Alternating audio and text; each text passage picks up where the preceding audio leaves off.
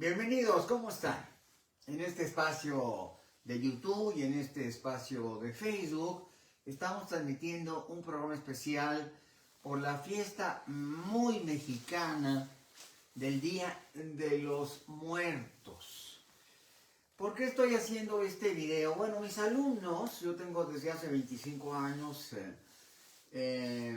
imparto mis talleres, mis cursos, mis clases sobre historia de las religiones. Abarco todas las religiones del mundo, las de Asia, las de Europa, las prehistóricas, las contemporáneas.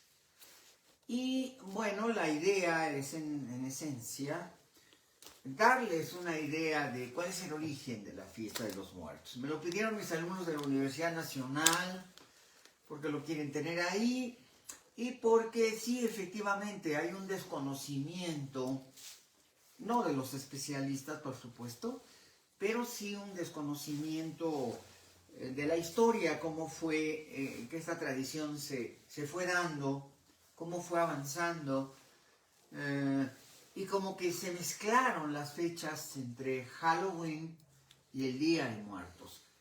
Hay muchos mitos, hay muchas cosas falsas y hay otras cosas que son muy ciertas. Pero lo importante es que esta fiesta de Día de Muertos es ya, para decirlo de manera muy clara, es ya una especie de símbolo de México, una especie de pasaporte de la mexicanidad. Es decir, que de alguna manera la fiesta del Día de Muertos se ha convertido en un símbolo de México y cada vez más. Y seguramente irá avanzando y aumentando. Pero, ¿por qué? ¿Cómo se dio? ¿Cuál es el origen? Por ahí hay muchos mitos que son falsos. Hay quien dice que desde antes de la llegada del cristianismo, en 1519, al Valle de México, al centro de México, es que ocurrió que ya los pueblos prehispánicos en estas fechas, en el mes de noviembre, el 1 de noviembre, el 2 de noviembre, el 31 de octubre, festejaban una fiesta del Día de los Muertos. Y esto no es cierto, es completamente falso, es erróneo. En realidad no es así. Claro que los pueblos prehispánicos tenían un culto hacia la muerte, hacia los antepasados, hacia los ancestros, que voy a explicar con mucho cuidado y con detalle. Pero sí, tanto para mis alumnos que estudian conmigo en la carrera de Historia de las Religiones, como para mis alumnos que estudian en la Universidad Nacional Autónoma de México conmigo, como para mis alumnos en mis grupos particulares, mis grupos de Historia de las Religiones, para todos ustedes quiero ser muy preciso, muy claro en los datos que voy a dar y que, repito, son muy bien conocidos para los especialistas en Historia de las Religiones, pero muy poco conocidos para la gente. Por eso estamos haciendo este programa especial en esta fecha, que es justamente, en este caso, 28 de octubre, perdón, 30 de octubre del año 2025. Vamos a explicarlo de la siguiente manera. Hay un contexto, como dice Mircea Eliade, un gran experto, especialista en religiones, hay un contexto que es muy antiguo y que viene de la prehistoria. Hace 20.000 años, 30.000 años, 40.000 años, el hombre ya tenía religión, ya había religión, ya había pensamiento religioso. En los periodos paleolítico, que sería el periodo de la piedra sin pulir, la piedra tallada, el periodo más antiguo de la prehistoria, ya hay túmulos funerarios para honrar a los muertos, ya hay culto de los antepasados.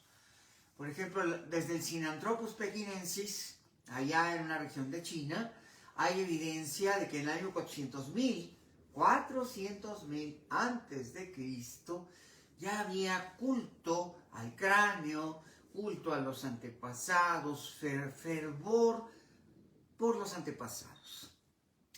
Vamos a adelantarnos hasta hace poco tiempo, 10.000 años antes de Cristo. Ya estaríamos entrando al Neolítico en todo el mundo. Y eso significa que esos cultos prehistóricos, de los que, repito, habla muy bien y muy claramente Mircea Eliade en su Tratado de Historia de las Religiones, esos grupos prehistóricos asociados al chamanismo, en las épocas antiguas, arcaicas, hace 10.000 años, todavía no había una iglesia organizada, a ningún culto, no había especialistas que formaran parte de una sociedad, porque la iglesia como tal, las iglesias, los templos, como los conocemos hoy, son producto de la revolución que conocemos como civilización urbana, o la gran revolución. Hay tres revoluciones: la civilización agrícola, cuando los hombres aprendieron a cosechar y se volvieron, en lugar de migrantes, sedentarios, y crearon, esto sucedió en el Valle del Nilo, sucedió en el Tigris, en el Éufrates, por allá por el año 8.000, 9.000, 10.000, 11.000, 12.000 antes de Cristo, y se fundaron aldeas de habitantes permanentes. Y estas aldeas de religión yoruba fueron evolucionando hasta alcanzar grado de civilización aproximadamente hacia el año 3.500, 4.000 antes de Cristo. Y entonces sí surgieron los grandes cultos con los grandes templos, y hay una revolución del conocimiento y una revolución religiosa. Aparecen los grandes cultos a las deidades neolíticas, que eran deidades de la agricultura, eran cultos a dioses agrícolas. El hombre se vuelve agricultor. En la época muy arcaica, muy antigua, en el Paleolítico, no había agricultura. La agricultura es un invento del Neolítico. Y eso ocurrió hace aproximadamente 9.000, 10.000, 11.000, 12.000 años, que nos volvimos agricultores. Y luego de ser nómadas sedentarios y a fundar ciudades. Las primeras ciudades se fundaron en el Valle del Nilo y en el Tigris y el Éufrates, en Mesopotamia, digo, en el tiempo, las primeras ciudades en el tiempo, y ahí surgieron los primeros cultos y las iglesias organizadas, asociadas a las grandes civilizaciones antiguas, como la Sumeria, la Acadia, la Babilonia, la neobabilónica, la religión asiria, la religión de los caldeos, y luego la de los judíos, ya muy tardíamente, hacia los tiempos de Abraham, en el año 2000 antes de Cristo, que es cuando viene la revelación de Yahvé Jehová, y entonces ya vienen las iglesias universales de salvación, entre ellas el Islam, el cristianismo, el judaísmo, y todas esas iglesias que tienen como ente central un Dios que nos salva, un Dios que vive para nosotros y que nos salva y que nos cuida como un padre. Eso es propiamente las religiones organizadas de Occidente, que son, en términos reales, básicamente tres. Primero el judaísmo, después el cristianismo y tardíamente el Islam. Pero aquí lo que viene a importar es lo siguiente. ¿Cómo era México? ¿Cuál fue su evolución? Bueno, México tuvo un paleolítico muy rico, muy importante, que se desarrolló desde el año 35.000 a.C. y hay evidencia de cultos muy antiguos hacia los muertos. Después viene un neolítico, y estamos ya hablando de hace 8, 10, 12.000 años. Y entonces hay una gran cantidad de evidencias de estos pueblos que tenían un culto por los antepasados, que consistía, por ejemplo, en hacer tumbas, que eran tumbas ofrenda.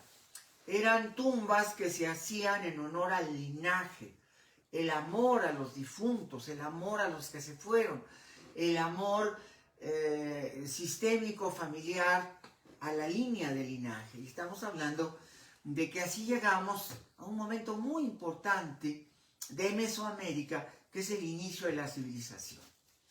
La civilización en Mesoamérica comenzó desde los olmecas, es decir, las primeras ciudades o centros urbanos que hay en Mesoamérica, que es esta región del centro y sur de México, que incluye Guatemala, Honduras y El Salvador.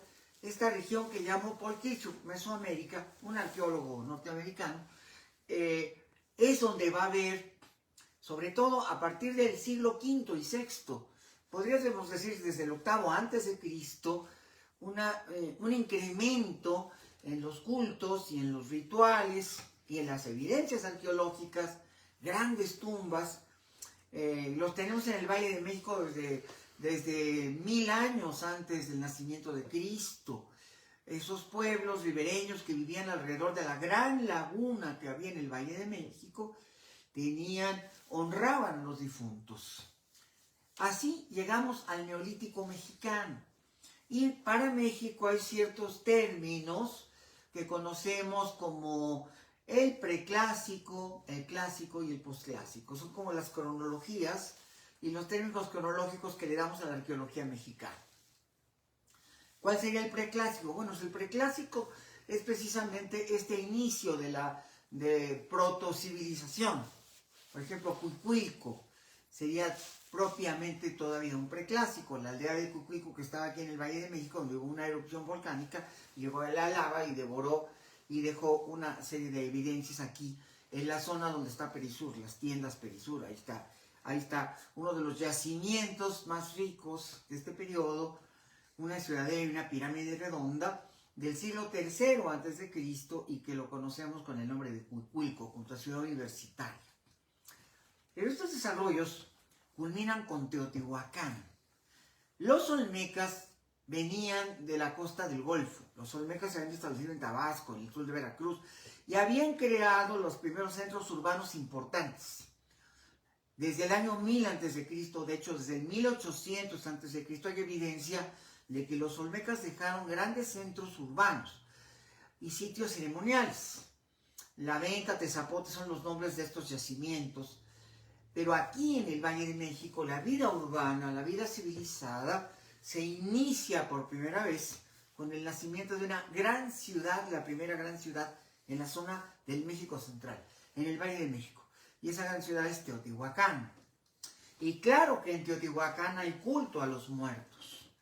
Y claro que en Teotihuacán ya todo el universo de tradiciones de honrar a los muertos.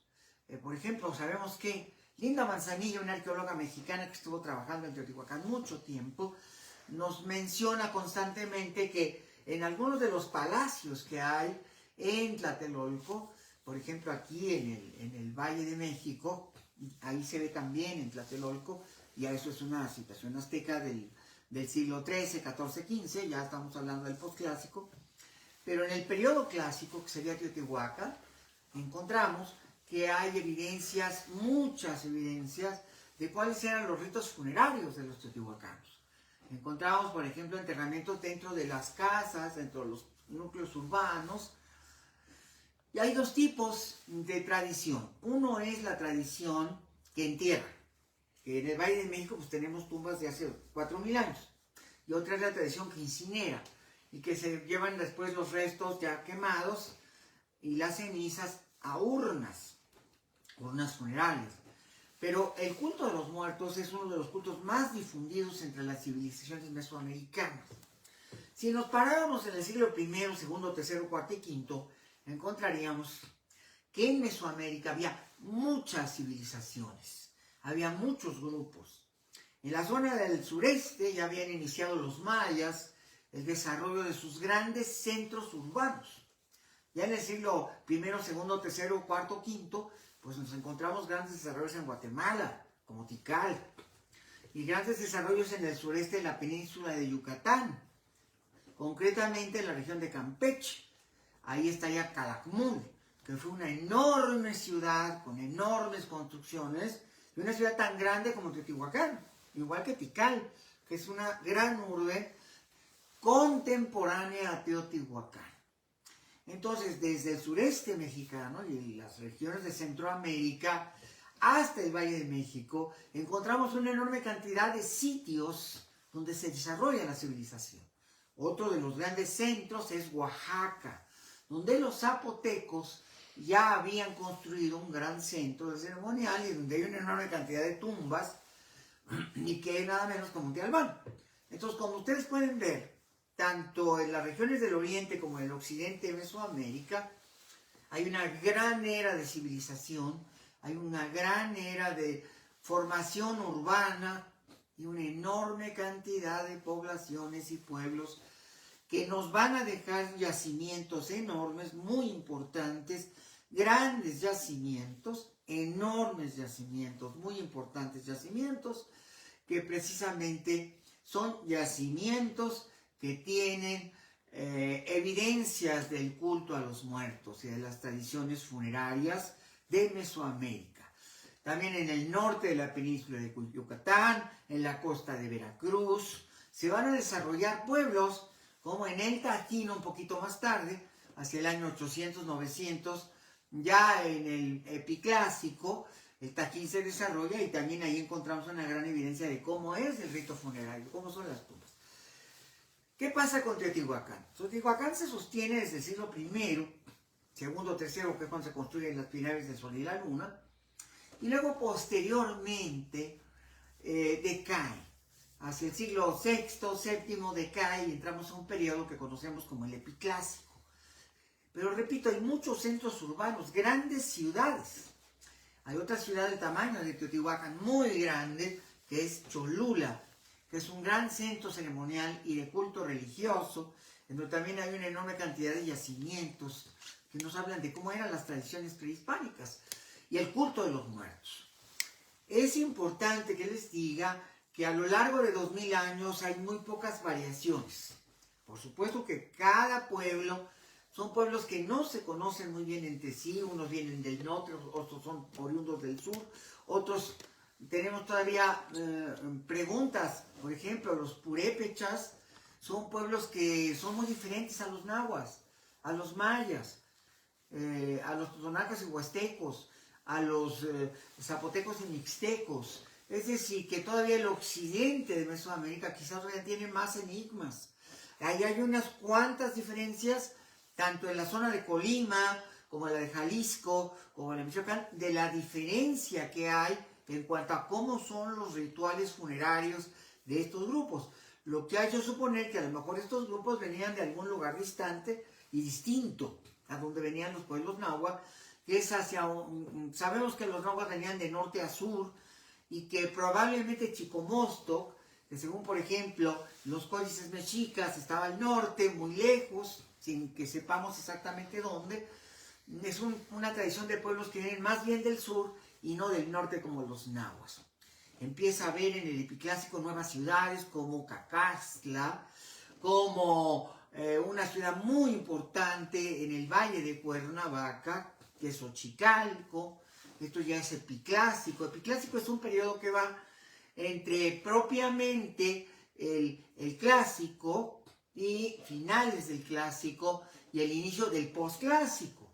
El posclásico comienza con Tula. Ya estamos hablando del año 1000, del año 900. Es decir, que ya los aztecas, que se desarrollan en el siglo XIII, XIV y XV, ya son posclásicos. Ya corresponde casi a la llegada de los españoles, que llegaron al Valle de México en 1519 y que llegaron a Yucatán desde mucho tiempo antes. Los primeros contactos con Yucatán son propiamente desde 1500, que es cuando los primeros barcos españoles navegaban la costa de lo que hoy es el estado de Quintana Roo.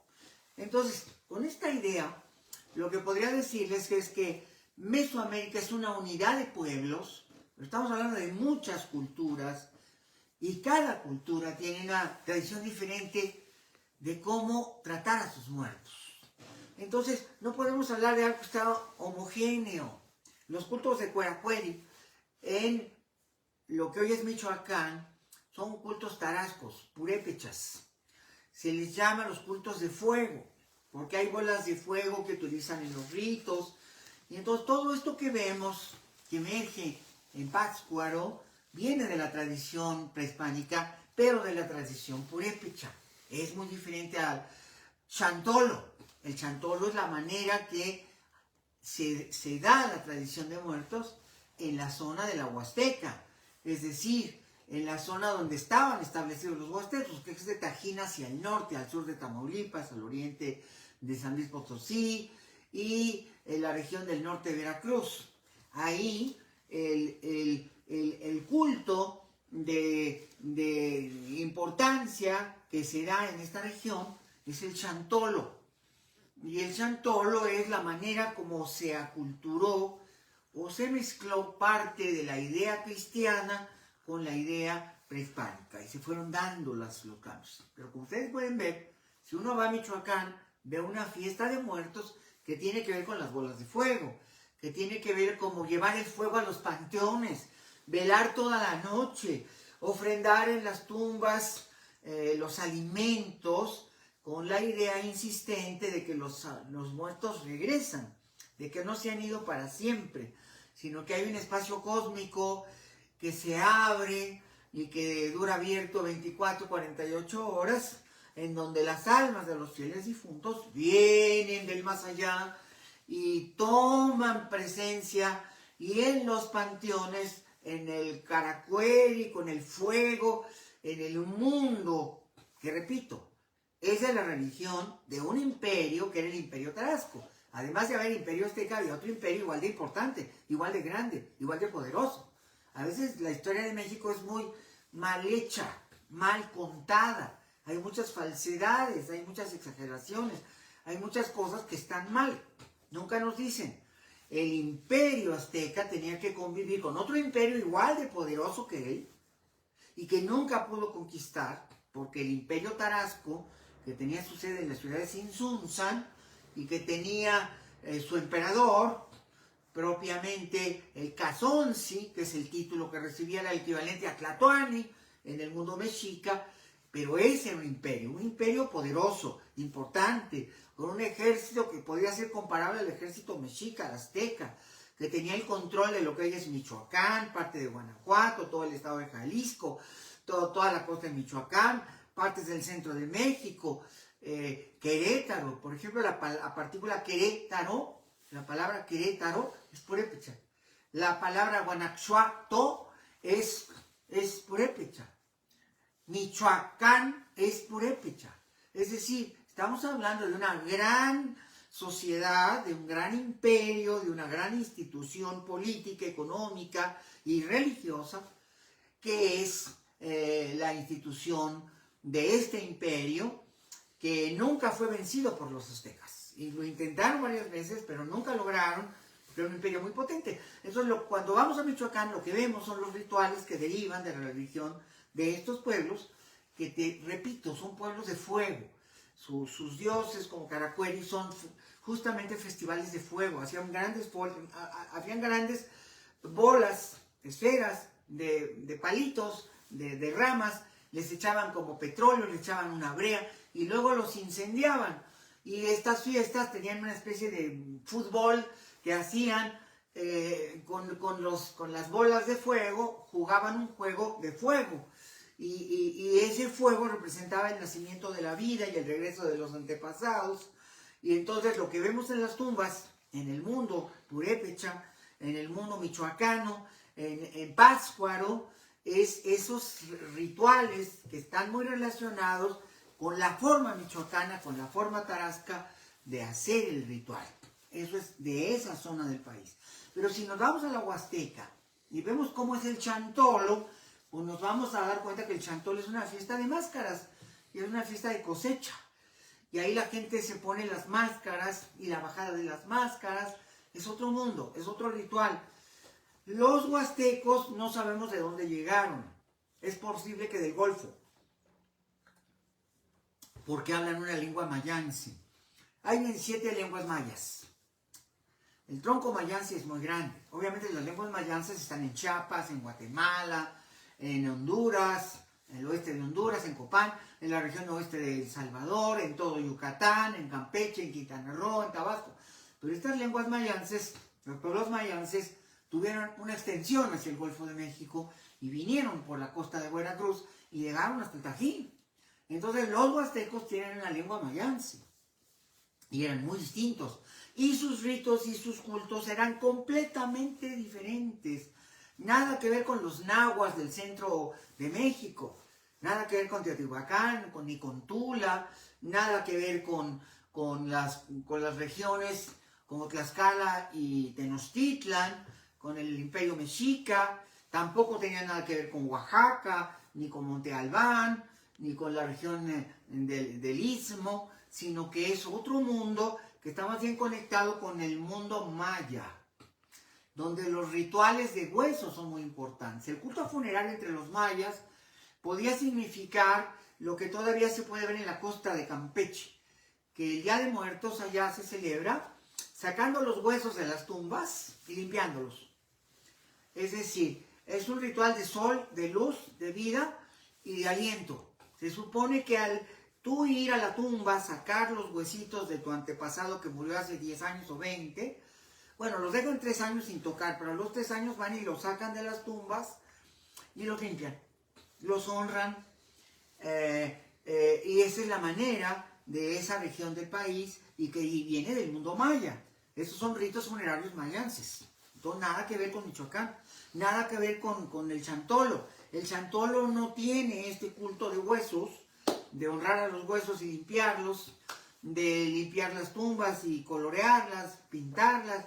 Esto es muy de Campeche, es muy del mundo maya occidental, la región de Jaina y la región de la costa de Campeche. Y en cambio, el chantolo es una fiesta de máscaras donde la gente adquiere falsa personalidad, como para poder interactuar con los seres que vienen del más allá. Y entonces nos podemos poner la máscara de papá, la máscara de mamá, una máscara de un ser mitológico, una máscara de un ser felino o de un ser canino. Aquí están los felinos y los caninos. Esto es otro tipo de arte. Y esto viene de la zona de Nayarit, del oeste de Jalisco. Esto es otro mundo, el mundo de la Shakira. Este es el mundo de los pueblos de Occidente. En realidad, huicholes están en la Sierra del Nayar. Y aquí tenemos arte huichol. Pero esto también tiene que ver con el culto de los muertos. Porque los huicholes tienen otra tradición de muertos que tiene que ver con el consumo de el peyote, con las hierbas que alteran y generan alucinaciones, y tiene que ver con otro tipo de tradiciones. Como ven, cada región de México va a dar una tradición diferente. No va a ser la misma, no va a ser exactamente igual, sino que todas se distinguen y son muy diferentes. Eso de limpiar huesitos con una brocha, pues eso en Campeche. Eso de ponerte máscaras, pues eso acá en San Luis Potosí, en Tamaulipas y en el norte de Veracruz. Y en cambio acá, en la zona de Michoacán, es la fiesta del fuego, ir a los panteones a llevar la luz de la vida, el fuego de la vida, porque repito, los cultos de Caracuari son cultos de fuego. Y luego todavía nos falta lo más importante, la mixteca. ¿Cómo se fue dando en la mixteca el ritual de muertos? ¿Cómo era entre los zapotecos? Porque lo que distingue precisamente a Monte Albán son las tumbas de sus reyes. Esas tumbas maravillosas que Alfonso Caso ayudó a excavar y que nos sacaron esas maravillosas joyas de oro que hoy son representativas con el dios murciélago de las tumbas de Monte Albán, que es el mundo de los mixtecos y sobre todo de los zapotecos. Porque Monte Albán primero es zapoteco y después mixteco. Y entonces ahí tenemos otro tipo, el culto aurífero, y otra tradición de muertos, y otro tipo, y ahí es donde vienen los tamales, ahí es donde vienen lo más parecido, ya más cercano a nosotros, que hace, por ejemplo, en la Ciudad de México, que le llevas al muertito lo que le gusta. Si le gustaban los chilaquiles, pues le pones en la ofrenda chilaquiles. Si le gustaban los tamales, pues le pones en la ofrenda tamales. Si le gustaba el pozole, pues le llevas su pozole. Y si le gustaba el tequila, pues le llevas su tequila. Y si le gustaba el puro o el cigarrillo, le pones cigarrillos. Y si le gustaba la marihuana, pues también le pones marihuana. Es decir, que aquí el muerto es atendido como una persona viva a la que quieres mucho. Y entonces esta ofrenda, que tiene que ver con la Ciudad de México, viene más bien de la zona mixteca, de la zona zapoteca, que es donde hay esta convivencia tan estrecha con el difunto y con sus gustos personales particulares. Esto está muy ligado a esa tradición. Aquí, por ejemplo, yo tengo algunos códices donde nos muestran precisamente a las deidades. Este es el códice Borgia, y a cómo eran estas figuras, cómo decoraban cómo veían a los dioses prehispánicos, qué pensaban que era el mundo del más allá. Para estos pueblos, tanto para los nahuas del centro de México, como para los mixtecos y los zapotecos, y todos los pueblos propiamente del centro de Mesoamérica, nuclear, vamos a decir que Mesoamérica nuclear es el estado de Hidalgo, el estado de Puebla, el estado de Tlaxcala, el estado de México.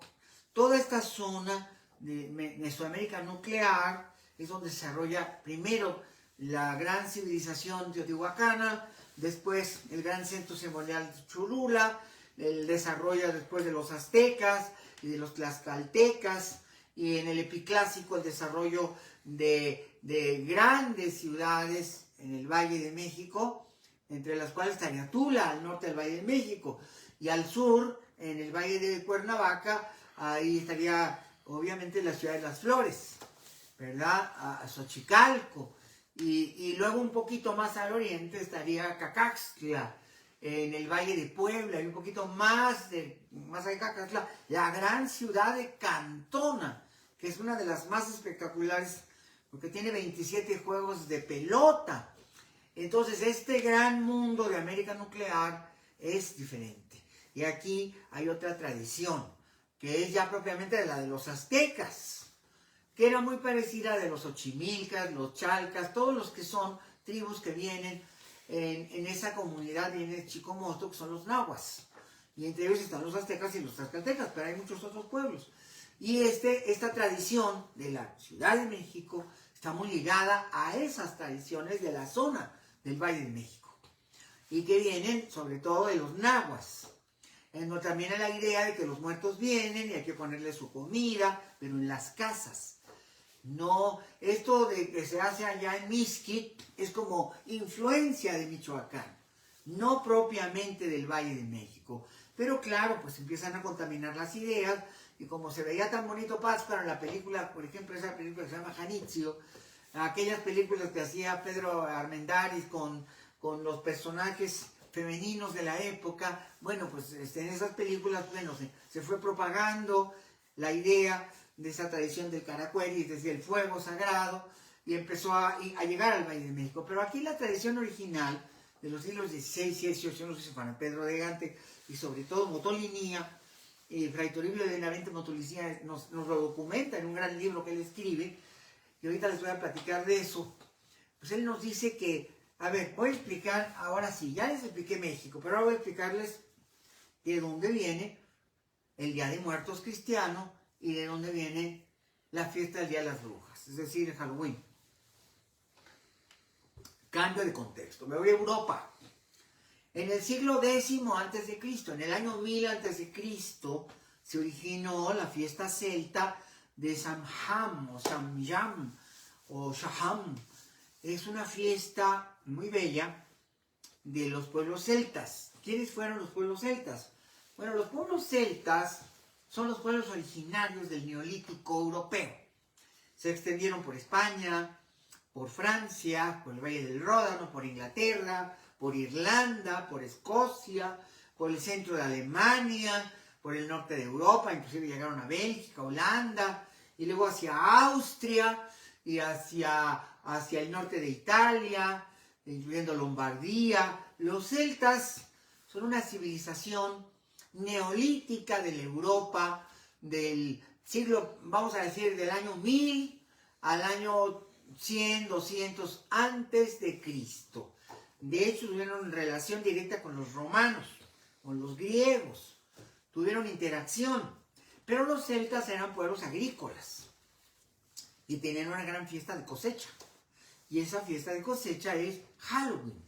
Es este festival de Samhain, o Samhain, o Samhain, como le llaman según la región de Europa, que es la fiesta de la cosecha. Y que es, ha terminado el tiempo de estar trabajando, y ahora vamos a guardar los animales, ahí viene la nieve, ahí viene el frío, vamos a guardarnos nosotros, vamos a invernar.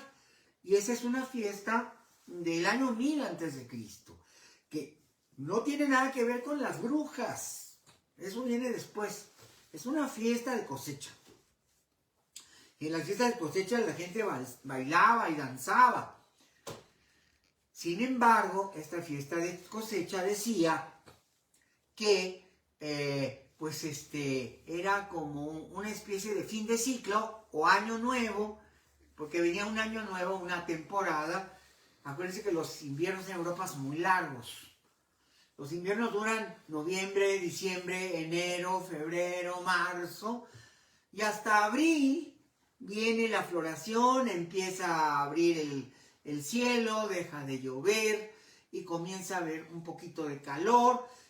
Es la era de las flores, es cuando empiezan las flores y a reverdecer las montañas, y es la época de sembrar, para después cosechar. Entonces esta fiesta celta, que va a ser el Halloween, tiene su origen en esta fiesta del Año Nuevo celta, el Samhain. Y bueno, había la creencia de que en ese momento, cuando se hacía la fiesta, porque danzaban, bailaban y comían, y esto era alrededor del último día de octubre, venían las almas de los muertos. O sea, fíjense que estamos hablando de otro contexto, estamos hablando de Europa. Y sin embargo, la idea de los pueblos de Mesoamérica, de que vienen las almas de los muertos a comer, que vienen a convivir, es la misma. Es la misma. Y eso no tiene nada de raro. Sabemos en la historia de las religiones que el mismo fenómeno se da en muchos lugares a la vez. Entonces, esta idea de que en la fiesta de Halloween de los europeos, la fiesta de celebración del fin del año activo y el inicio del año pasivo, venían los muertos, o las almas de los muertos, o los espíritus, como ellos les decían, pues es algo celta. Claro, y no nada más celta, porque Europa tenía 200 tribus que fueron llegando. Primero llegaron los tocarios, y luego llegaron los helvecios. Los helvecios van a dar lugar a una zona, a una nación que es Suiza. Pero los helvecios llegaron hasta el siglo V y se quedaron en los Alpes y van a originar a Suiza. Y detrás de los helvecios venían otros pueblos que eran los galos. Y los galos se quedaron en Francia. Y de los galos y los helvecios después venían otros pueblos que eran los teutónicos, que eran terribles. Y detrás de los teutónicos siguieron llegando muchas tribus, los anglos, los alanos dieron lugar a Alemania, los anglos dieron lugar a Anglia, y después Inglaterra, primero Anglia, que está en Alemania, y luego Inglaterra. En realidad los anglos se establecieron en Alemania y después ya conquistan Anglia, conquistan lo que era la tierra de los pueblos, de los pueblos propiamente británicos originales, y se mezclan con ellos. Los britanos eran los pueblos originales, druidas de Gran Bretaña. Y estos pueblos que están llegando, ya mencioné algunos, luego vienen los teutones, que son terribles, se mezclan con los godos, los visigodos, los ostrogodos. Los visigodos van a dar lugar a los españoles, los ostrogodos van a dar lugar a los italianos, los godos van a dar lugar a los pueblos del sur de Alemania, mezclados con los teutones, los sajones y los anglos. Luego llegan los normandos, que eran los vikingos, que venían muy del norte, venían de Dinamarca, y los normandos pues fundan Normandía en la costa de Francia, y luego se cruzan para Inglaterra y conquistan Inglaterra, y hacen una mezcla de anglos y sajones y normandos, y es lo que es el pueblo británico. Pero todos estos pueblos tenían básicamente las mismas fiestas, eran agricultores y tenían como fiesta máxima la fiesta de la cosecha. Todo esto está pasando en Europa. Esta fiesta de la cosecha es universal en toda Europa.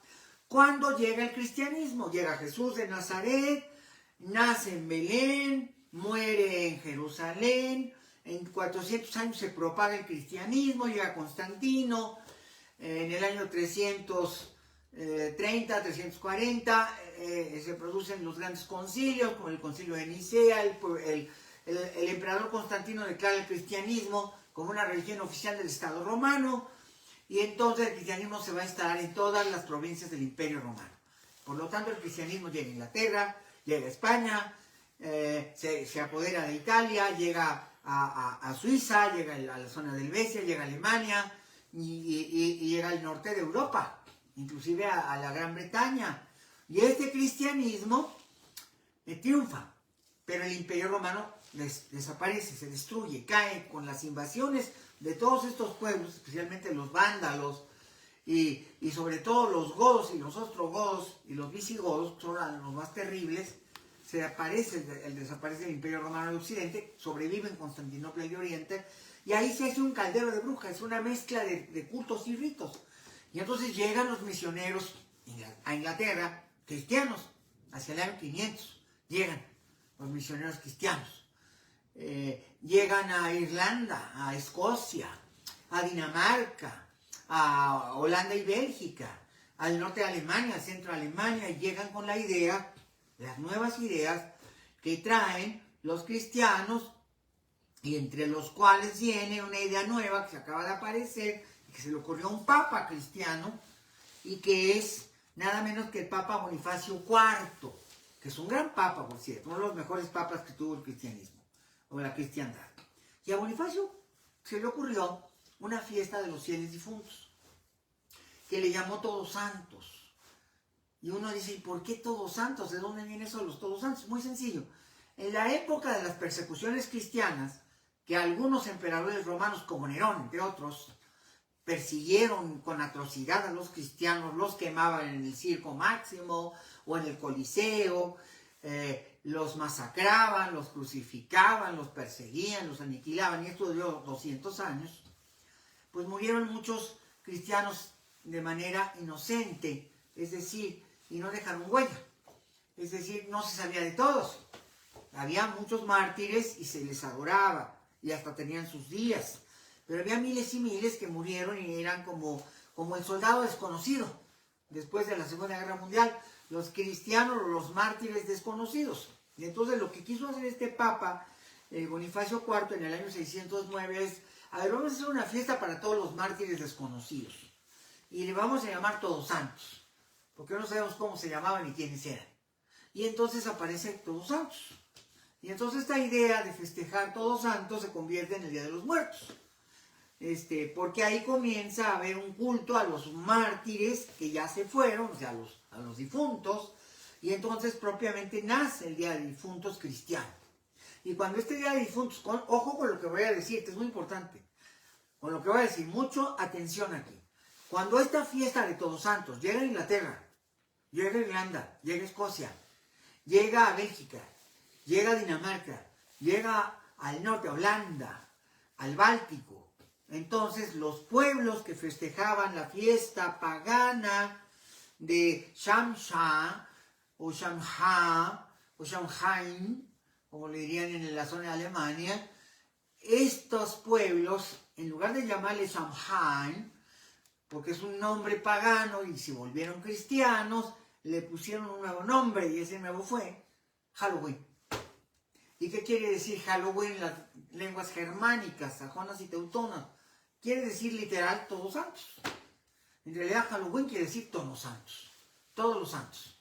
Es el nombre cristiano que le puso el Papa, solo que él se lo puso en latín, y los pueblos nórdicos del Báltico le pusieron Halloween.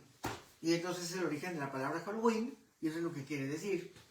Y se sigue celebrando como se celebraba 1000 años antes, con una fiesta de cosecha, donde hay fiesta, hay baile, y hay velar toda la noche con hogueras encendidas 3 días para festejar la cosecha y con la cosecha el bienestar y que la gente no iba a morir de hambre y de frío, y el fuego representa la vida frente a la muerte del frío.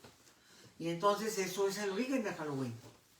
Y pasan los siglos y llegan los pioneros norteamericanos y se lleva el Halloween a Estados Unidos. Llega el Halloween a Estados Unidos, pues en el siglo, cuando llegaron los primeros puritanos, estamos hablando de 1600 y pico, siglo XVII, y traen la fiesta de Halloween.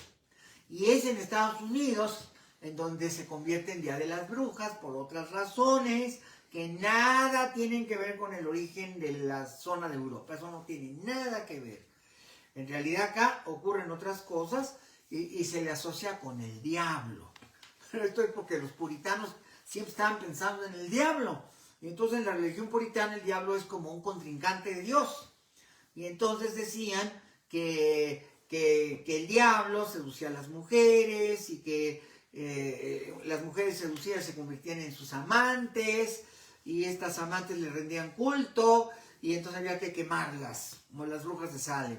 Pero es otra tradición muy norteamericana, no es el Halloween de los ingleses o de los nórdicos europeos, o de los pueblos de las islas como Irlanda, como la zona de Escocia, sino que es ya una versión norteamericana mezclada con las cuestiones del puritanismo y el miedo a la brujería, el miedo al demonio, y ya es otra cosa, y ya tenemos otra cosa.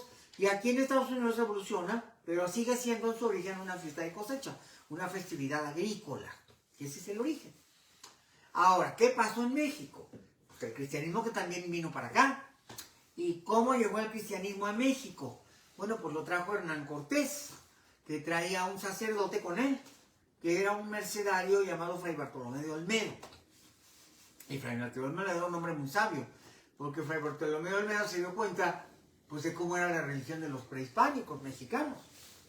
Y claro, se horrorizó con los sacrificios humanos, se horrorizó con que comían carne humana, se horrorizó con todo eso y pensó que era algo diabólico. Y de alguna manera la idea que traía él, pues era que esos cultos desaparecieran, que ya no hubiera más sacrificios humanos, ni tampoco cultos donde la gente pudiera consumir carne humana, comer carne humana, o hacer platillos con carne humana. Y entonces los frailes, fueron llegando muchos frailes. Después de que llegó Fray Bartolomé de Olmedo, vinieron 3 frailes. Fíjense, Fray Bartolomé de Olmedo venía con Hernán Cortés. Si hacemos cuentas, eso quiere decir que Fray Bartolomé llegó al Valle de México, a lo que hoy es la Ciudad de México, en 1519 y en el mes de noviembre, que es cuando entró Hernán Cortés y lo recibió Moctezuma, y salió de su palacio a recibirlo, noviembre de 1519. Hasta ese momento llegó el catolicismo o el cristianismo al Valle de México, y ahí se hizo la primera misa. Cuando los españoles llegaron, Moctezuma les dio la bienvenida, les dijo, les voy a prestar el palacio de mis antepasados, el palacio de Atzayacat, se los voy a prestar para que ahí vivan y coman y estén. En noviembre de 1519, es muy interesante darnos cuenta que es cuando viene realmente el comienzo de esta mezcla de lo que va a ser la fiesta mexicana, ya no azteca, sino propiamente criolla, mestiza, de los cultos a los muertos. Pero es algo muy lento que va a empezar a aparecer con la llegada del catolicismo. Sin embargo, aquí viene la pregunta. En esa fecha, en donde los cristianos festejaban al Día de los Muertos, que venía desde el Papa Bonifacio IV en el año 609, que había establecido la fiesta de Todos los Santos, desde entonces, esa fecha, que era el 1 y el 2 de noviembre, ¿tenía en el calendario mesoamericano relevancia? ¿Era fiesta de culto de muertos? No lo era. No, en Mesoamérica los muertos tenían otras fechas, no coinciden. Entonces, en realidad lo que estamos viendo es una mezcla de tradiciones, que se fue dando muy lento. ¿Quién llegó después de Bartolomé de Olmedo? Llegaron 3 franciscanos al año entrante. A ver, en 1519 llegó Fray Bartolomé de Olmedo. Luego vino la conquista, terminó en 1521. Cuando Cuauhtémoc es aprendido y se rinde, ya es 1521. Pero después, en 1523, llegan 3 franciscanos, que son Fray Bartolomé de Olmedo, Fray Pedro de Gante, Fray Juan de Ahora y Fray Juan de Tecto. Vienen juntos, vienen de Gante. Bueno, vienen de España, pero eran de Gante, eran de la zona de Bélgica. Y se quedan en Texcoco y fundan el primer convento que hubo en México. Y entonces ellos son los primeros que tienen contacto con este nuevo mundo irreal, esta mezcla de religiones católicas o cristianas con los cultos y ceremoniales e ideas religiosas de Mesoamérica. Eso se va a dar hasta ese momento, no hay antes. Ahí comienza. Hasta 1500, estamos hablando de 1523. Pero el año entrante, es decir, al año siguiente, en 1524, llegan 12 franciscanos, con el padre Valencia a la cabeza, era como el jefe, el prior de estos 12 franciscanos. Y llega ahí Fray Toribio de Benavente Motolinía, que es un gran cronista que nos va a contar la historia de todo lo que pasó. Y gracias a esta historia es que sabemos todo lo que pasó. ¿Y qué fue lo que pasó? Bueno, pues lo que pasó fue lo siguiente. Es muy interesante. Pasó que estos franciscanos empezaron a predicar el cristianismo y a festejar el día 1 y el día 2 del Día de Muertos. Eso nos lo narra nada menos que Fray Pedro de Gante. Él nos lo menciona, y Fray Toribio de Benavente nos da detalles de cómo fue.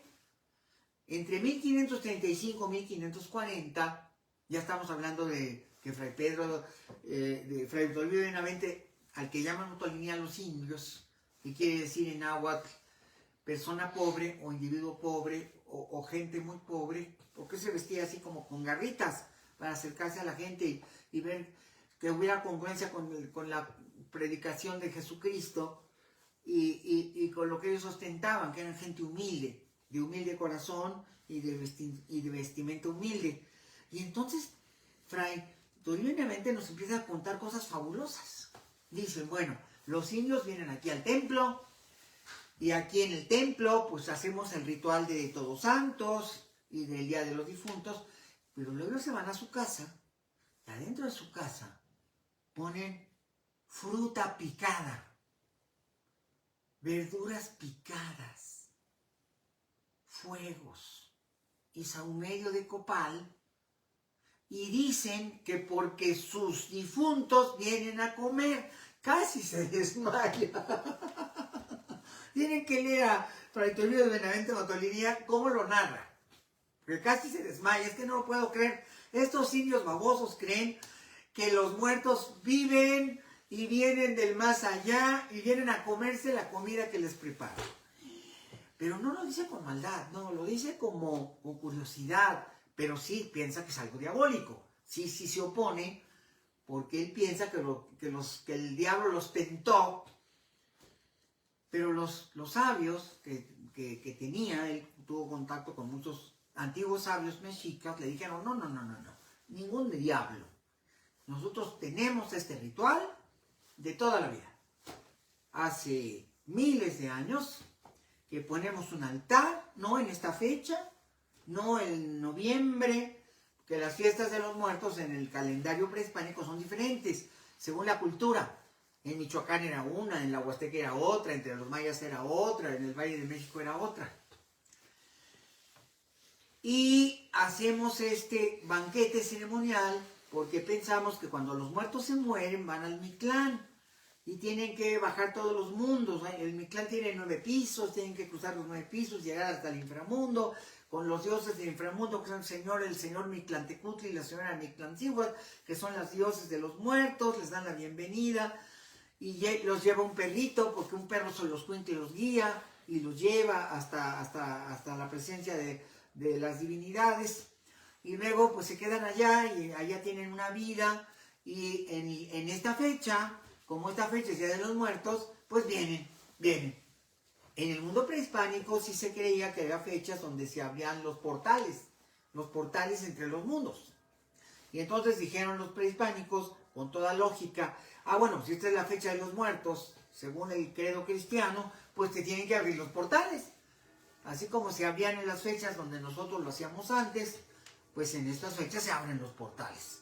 Y al abrirse los portales, los muertos vienen, y aunque no los vemos, aunque no los oímos, sabemos que están aquí, y entonces los honramos y los agasajamos y les ponemos sus rituales, y les ponemos el incienso o el copal, y le ponemos los fuegos, las lámparas, las velas, y ponemos la ofrenda, las flores, y luego ponemos la comida, que es la máxima ofrenda, y la bebida, y hasta la cerveza y el tequila. Y es así como se origina la fiesta criolla, que no es azteca, no era así, ni en fechas, ni en tiempos, ni en formas, sino que había otros rituales muchísimo más solemnes, quiero que sepan, muchísimo más solemnes, que tenían lugar en el mundo prehispánico para honrar a los muertos, más complejos y solemnes. Duraba 4 días, la fiesta de los muertos en Tenochtitlan duraba 4 días y no eran estos. Por lo tanto, esta es una mezcla ya de la tradición cristiana que viene de Europa, de Todos Santos y Día de los Difuntos, mezclada con las ideas prehispánicas. Y claro, los frailes lo denuncian, dicen que es Satanás, que seguramente los está incitando, es muy divertido. Y luego Motolinia lo dice con mucho estilo. Y también lo dicen otros de los grandes divulgadores de ese periodo. ¿Dónde consultar?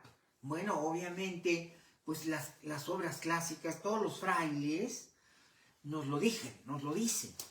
Y dicen cosas muy bellas, muy interesantes, de cómo se dio esta tradición. Y lo más increíble es que el señor obispo de México da orden de que eso no pase, pero nadie le hace caso. Dice Victorino Benavente, ya el obispo nos dijo que no permitamos que eso pase, pero yo le quiero preguntar al obispo, ¿y cómo lo vamos a lograr? ¿Qué vamos a poner en cada casa un fraile? Para que cuide que no le pongan un altar a los muertos. Además no podemos hacer eso porque ellos lo ven como una ofensa y pues es contraproducente. Entonces pues mejor déjenlo ser.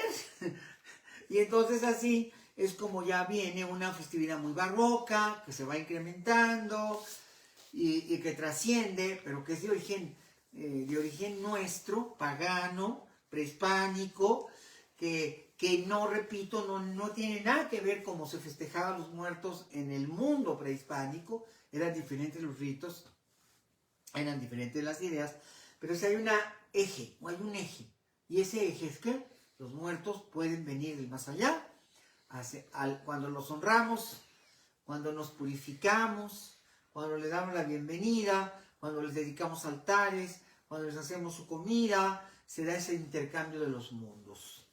Y esto ya es una idea que se gesta en el siglo XVIII. Ya era casi como actualmente.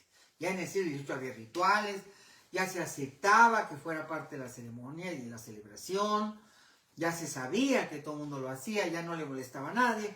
Mira el siglo XIX y luego el siglo XX, y ahora tenemos pues hasta los desfiles de catrinas, ¿verdad? Que ya es la evolución de estas ideas que llegaron al siglo XXI y que ahora están mezclados hasta con el señor de las catrinas, que es Posada, ¿verdad? El artista mexicano que hizo de las calaveras un símbolo. Y luego Diego Rivera que puso a la Catrina pues en el mural que pintó de la Alameda, en donde aparece ya como un personaje mexicano. Porque es la evolución de la idea, de las ideas. Y ahora está desfile de Catrinas, de alebrijes. Bueno, ya es una evolución de una tradición que, como ven, tiene muchísimo tiempo y que se fue cocinando a través de los siglos y que todavía sigue teniendo matices particulares. Todavía, si ustedes van a Janitzio, van a ver un Día de Muertos al estilo de la tradición michoacana. Si van a Oaxaca es otra historia. Si van al Chantolo, a la fiesta de las máscaras, a la Huasteca, allá en Tamaulipas o en Veracruz, es otra historia. Si se van a Campeche o a Quimpech, que es el nombre prehispánico, a ver cómo es cómo le hacen en los panteones con la brochita y sacan los huesitos y luego los acomodan muy bonitos, los vuelven a poner en la tumba. Es otra tradición. Y así en cada región nos vamos a encontrar tradiciones y variantes y formas completamente diferentes de cómo se lleva este día, pero este es el origen y cada cosa en su lugar. La fiesta de Halloween, bueno, llegó en los años 50, 60, 70 a la Ciudad de México y consistía en disfrazarse y poner dulces, que es lo que viene de Estados Unidos. Es como evoluciona este día y esta fiesta en la tradición norteamericana. Y la influencia de Estados Unidos en México, pues nos trajo el Halloween. Ya expliqué de dónde viene, de qué época, qué significa, de qué se trata, pero que esa es la versión que tomaron ellos de su propia tradición. Y de esta manera, pues espero que ya tenga un poquito más claro cada quien cómo es que se dio, cómo evolucionó, de dónde viene, qué es la parte cristiana, qué es la parte española, qué es la parte mexicana, prehispánica, qué es la parte criolla, mexicana, pero criolla, y cómo sucedió. Y bueno, espero que este viaje que hicimos rápidamente por la historia nos permita entender mejor lo que estamos viendo hoy y lo que vamos a ver en estos días. Desde que les lleven dulces a los niños y la gente ande disfrazada por ahí de algún personaje del cine contemporáneo, porque es Halloween, y luego ir a su casa y ver la ofrenda con el cempasúchil y la parte que viene de la visión tradicional mexicana prehispánica, que tiene estos elementos como el copal, las lámparas y los retratitos y la comida que le vamos a poner a los difuntos. Y hasta la bebida, ¿no? El tequila y la cerveza, y hasta el fumar, hasta el cigarrillo o el puro que le vamos a poner, o la pipa al personaje. Este es un breve viaje de cómo se van dando las religiones, los cultos, los ritos, las costumbres, el folclore, para entender pues, la enorme riqueza que tiene México por estas raíces prehispánicas y su interacción con el mundo contemporáneo y con el mundo cristiano y hasta con el mundo norteamericano, porque finalmente ya el Halloween es como parte de lo mismo. Uno no siente diferencias, ya es muy diferente, es otro el propósito, pero al final sí hay vínculos, porque es una fiesta de cosecha muy semejante a las fiestas de cosecha que había en el mundo prehispánico. Entonces todo se mezcla, todo queda muy bien armazado, todo muy bien organizado, todo muy bien estructurado, y pues ya ahora, pues a festejar, ¿verdad? Ya, después de haber entendido de lo que se trata y de dónde vino, pues ya podemos entender mejor nuestras raíces y nuestros orígenes. Así que les agradezco mucho, y si hubiera preguntas, con mucho gusto las contestamos. Claro que sí, doctor. Luna de Mayo le escribe: saludos, querido doctor Pepe Cruz, siempre es un gusto y placer verlo y escucharlo. Para mí también, Luna de Mayo. Gracias por estar aquí. Anita Espinosa también le manda saludos, Pepe Cruz. Un saludo para ti. Graciela Mireles: con admiración al doctor Pepe Cruz, muchas personas quisiéramos escucharlo en el radio otra vez. Pues a lo mejor un día de estos. Todo puede suceder. María Hermila Millán Martínez dice: saludos, Pepe Cruz, gusto encontrarte, te escucho desde la radio. Pues es un placer saber de ti. Y muchas gracias por su presencia, su preferencia, su persistencia. Y bueno, estamos aquí y bueno, estoy a sus órdenes para cualquier información. Tenemos un número telefónico, ¿verdad, Nacho? Sí, doctor, es 5530-73-5807. Acabamos de formar un grupo para estudiar la Biblia, para estudiar la historia de la religión judía y la historia de la religión cristiana y la historia de la religión musulmana, la historia de estas tres grandes religiones de Occidente. Si estás interesado en saber más de tu religión o de las religiones del mundo, aunque seas agnóstico, y te interesa, con mucho gusto, puedes llamar para pedir información de cómo serán estos cursos, talleres y cómo participar si es que es de tu interés. Y yo les agradezco mucho y nuevamente que pasen unas fechas maravillosas en compañía de sus familias, sus seres queridos, y conociendo profundamente la esencia de nuestras tradiciones. Gracias, buenas noches y hasta la próxima.